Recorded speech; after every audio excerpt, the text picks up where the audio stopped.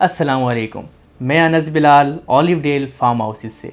शहरों की vertical buildings और टाउन हाउसेस में हमारे पास इतना स्पेस नहीं होता कि हम वहाँ पर एक small scale live stock vegetable garden या फ्रूट गार्डन लगा सकें।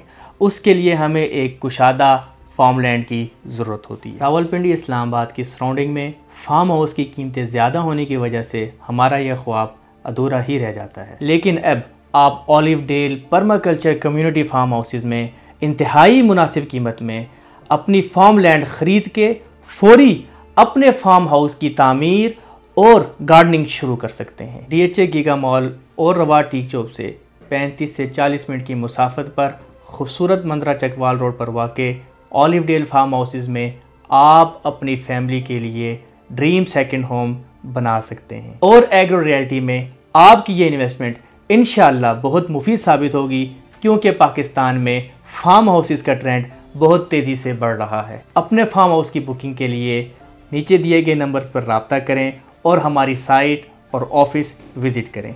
शुक्रिया।